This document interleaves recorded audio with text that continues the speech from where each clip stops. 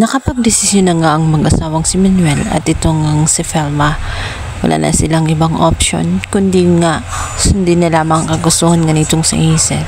At kahit ayaw nga ni Felma dahil labag sa kanyang kalooban, nahihirapan man siya dahil kahit anong gawin niya ay napakahirap mahalin itong si Manuel.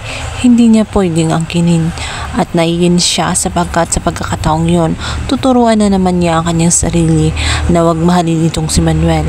Subalit umiiyak lamang itong si Manuel at napayakap sa kanya ng mahigpit na kahit ano man ang mangyari ay wag siyang magsasawa ng mamahal sa kanya. At ginawa lamang niya yun alang-alang sa kapayapaan ng pamilya nga ni Felma. Ayaw niya kasi na tuluyang makulong si Colleen. Alam niya na yun na lamang ang pinaka-option at kung siya nga ang dahilan ng kaguluhan at kung ito lang ang magbibigay ng kapayapaan ay pupunta na nga lang siya kay Hazel. Isang napakalungkot na desisyon ang ginawa nga nilang dalawa.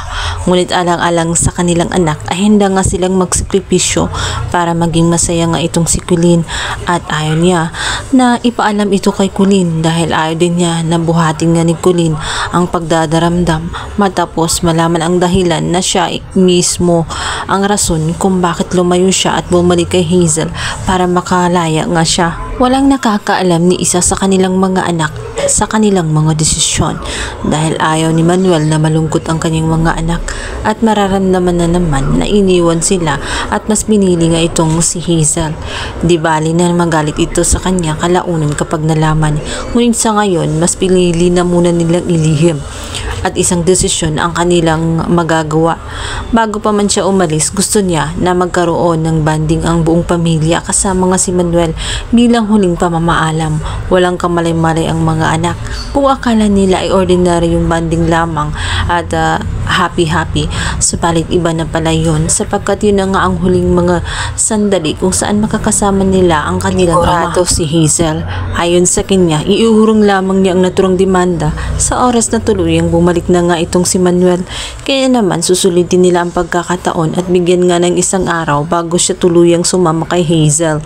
Subalit hindi na mapakali itong si Hazel dahil sa pag-aakala nga niya na tumakas na nga si Manuel kasama nga si Felma ay agad siyang tumawag at ang kanyang kaibigan na kumare ang nakasagot kung saan syunga-syunga din at sinabi ang tunay na dahilan kung nasaan nga sila Manuel.